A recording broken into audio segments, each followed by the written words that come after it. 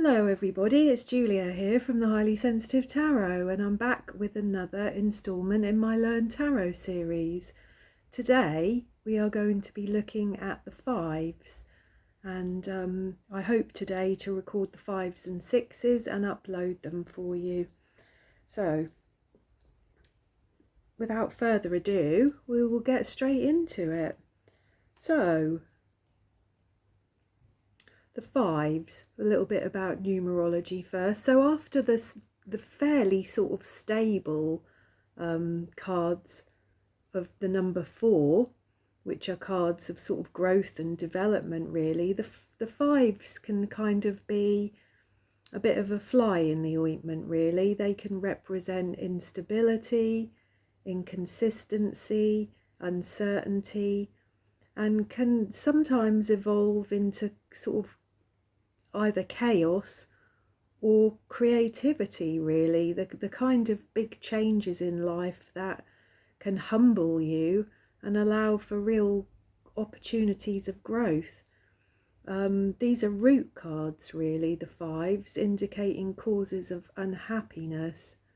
So yeah, quite a difficult card, really, the fives generally. So starting off with the wands, this is the Radiant Wise Rider-Waite-Smith deck, and the astrology of this card, these are wands, so this is a masculine suit, and the astrology for this particular card is Saturn in Leo.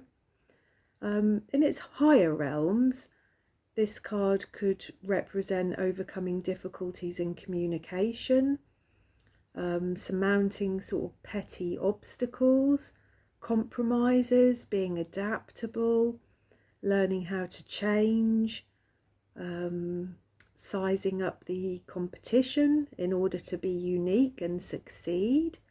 So by being observant, and you can see in this card here the kind of struggle that's going on here.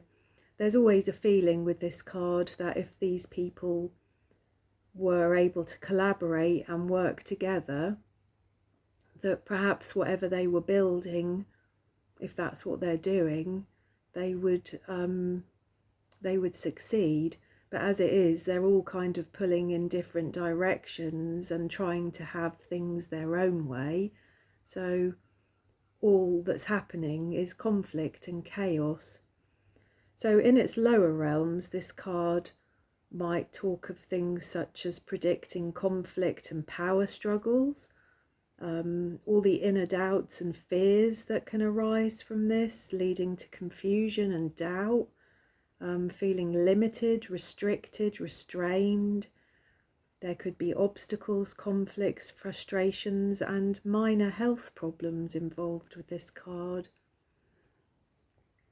And we see that theme continuing in the Pensive Path Tarot here, where there's an outright fight going on.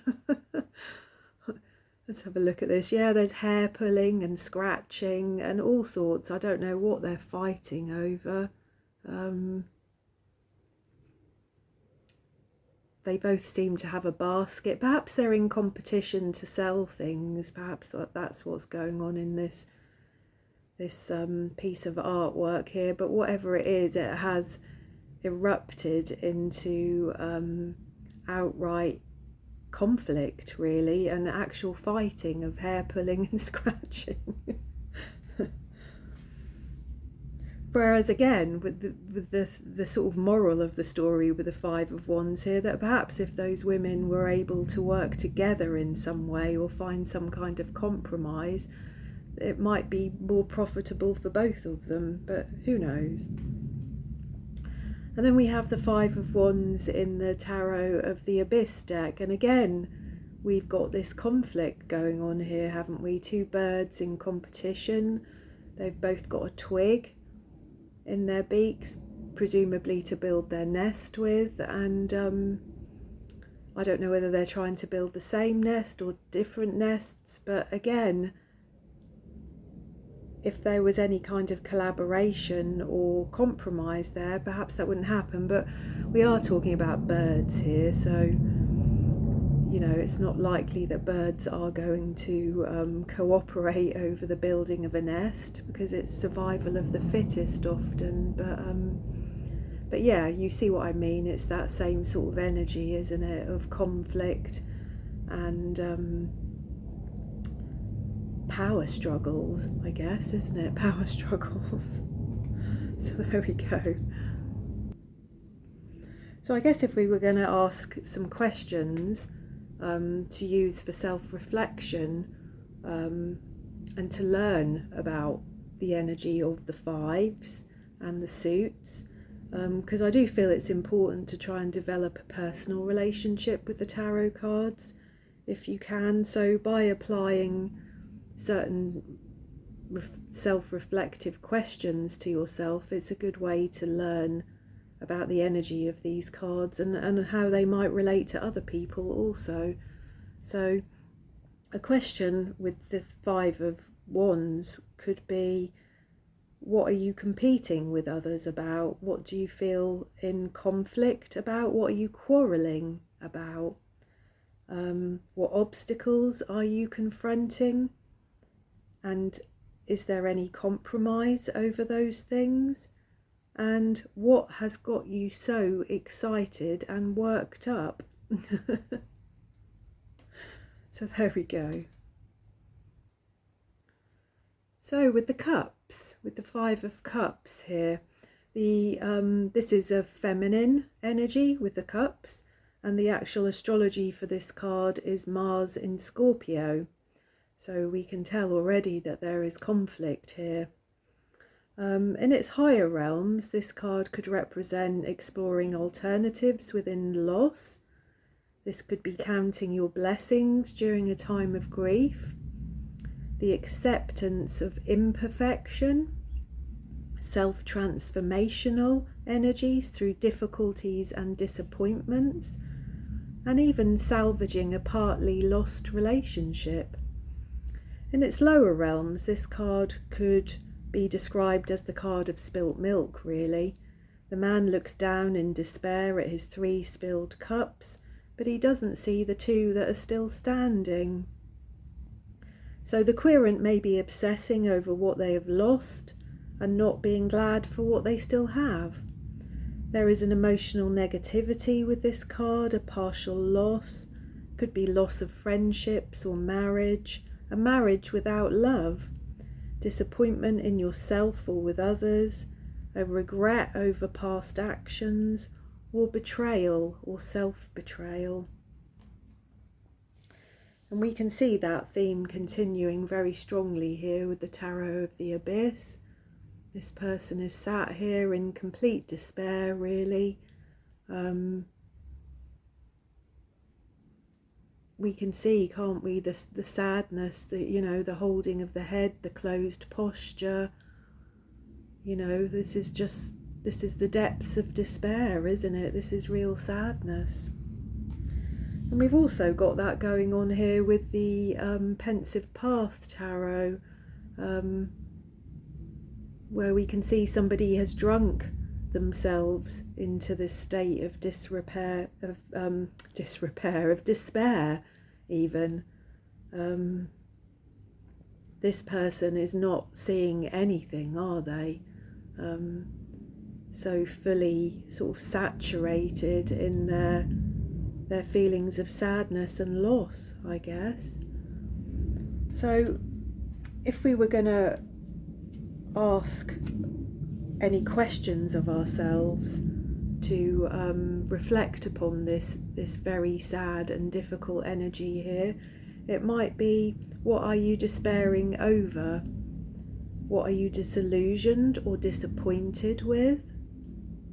What needs your attention? What have you been ignoring? And have you learned from your mistakes? And if so, what have you learned from your mistakes? So there we go. That's a very difficult card, isn't it? The Five of Cups. Okay, so the Five of Swords here. This is a masculine energy, the suit of swords, but the actual astrology of this card is Venus in Aquarius. So this is a card of, in its higher realms, this is a card of swallowing your pride, really, of accepting what you can't change, the acceptance of mistakes and learning from them, and trying, most importantly, I think, to find a win-win situation if that's possible. In its lower realms, this card often speaks of allowing feelings of failure, anger or blame to overcome you. There's a fear of being hurt here. There's negative thinking patterns, self-destructive behaviours, not knowing when to surrender, and even taking pain out on others. You know, we've got this person here who's clearly the victor. These people here that are the losers. We've got this stormy sky. And we've got, you know, his facial expression here, which is one of really sort of gloating, isn't it? Of ego, of being happy that somebody else has lost and that you have won. And as we know, that's not always the most attractive or healthy or helpful state of mind at all, is it? So there's a kind of cruel feeling often about this card, I think. And we see that throughout the three cards that I've got here. This is the Pensive Path Tarot. And I still don't really know what is actually going on in this card. You know, we've got this young boy here. There's a shirt, which it looks like it's laying over the top of a sword. The shirt's got blood on it. The boy is looking upset or afraid or scared of that shirt and that blood in some way. And we don't know whether he is the victor or the loser.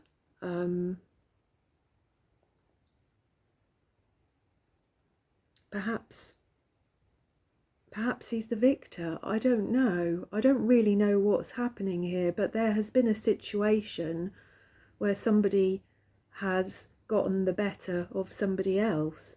And it's caused hurt and pain in a very real way here. So I don't know exactly what the situation here is, but I just thought this was a very important card to look at. If any of you know, if any of you have different feelings about this card to me and want to tell me, because I don't think that Reese has actually got to this, any of the minor arcana in her video series talking about her deck, the Pensive Path. So I'm not sure what her motivation was for choosing this card, but I can see the energy of the Five of Swords in this card. I'm just not entirely sure whether the boy... See, the boy has blood on his hands. There's blood on the shirt. I feel here that the boy has hurt somebody. And he's now afraid of what he's done, perhaps. I'm not sure. And then we've got something similar going on here in the Tarot of the Abyss. This is a decidedly unpleasant card to look at. You know, there's a butterfly or a moth in a jar. There's swords like pins in a pin cushion.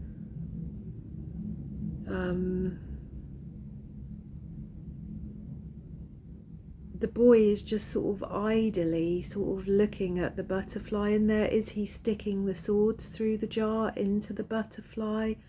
I'm not sure, but there's a cruelty to this card also. This sort of taking your pain out on others, taking satisfaction from the pain and suffering and the loss of other people or other creatures. I'm not entirely sure, really. But they're very difficult cards to look at, the Five of Swords, I think, often. So if we were thinking about questions to ask ourselves so that we could learn from this card and learn about this card, we could ask, What are you afraid of? Why don't you feel good about what you're doing or the people that you're involved with at this time? We could ask, what would be the most ethical thing to do? And we could also ask, what is so important that you have to prove everybody else wrong? I think that that's a very pertinent question with the Five of Swords. So there we go. Okay, so the Five of Pentacles. So this is a feminine suit, and the actual astrology of this card is Mercury in Taurus. This is obviously a difficult card again also. In its higher realms, this card could represent seeking spiritual direction in a time of despair. It could represent the dark before the dawn. Where there is life, there is hope. Have faith in the transitory nature of life. I think they're the positives that we could pull from this card.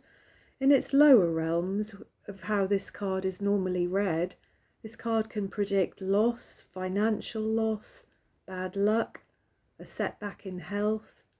It's a difficult time, as all the fives are. There could be a loss of spiritual direction, a loss of faith in yourself, survival issues, perhaps even an over-identification with material success. We see that here also in the Pensive Path Tarot. This is a very difficult card to look at. You know, we see this poor old man, this sort of beggar type man, nearly naked, on his knees in the snow, while everybody in the background is all wrapped up in their layers and their coats and their shopping, and they clearly have resources, they clearly have things, while this man has nothing. He has his cross round his neck, he has his faith, he has his spirituality.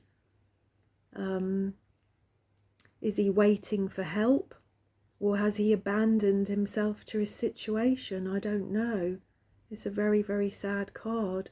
I sometimes wonder whether there's a kind of martyrish element with this card, of some kind of strange satisfaction in the poverty, in the suffering. I don't know. I don't think so here with this. I think this card is talking about a sort of transcendence of suffering. You know, although this man must be cold and hungry, he has a look of surrender on his face. He has surrendered to his situation. I don't know whether that's a good thing or a bad thing. Whether, like I said, whether he's waiting for help or he's abandoned himself to his situation, I don't know. And we have a similar sort of feel go on with the Tarot of the Abyss, of these two poorly people, one person having to help another. It looks like they're outside of a church, and there's somebody waiting there for them. There's somebody opening the door, somebody offering to help. I think this card can often teach us and remind us that there is help if we look for it. If we don't abandon ourselves to our situation and we continue to fight and struggle, that there is often help. So, if we were to ask ourselves some questions about this energy and why this energy is so difficult, we might ask, what are your concerns with survival about? What have you chosen to give up and why? What conventions or traditions are you rebelling against?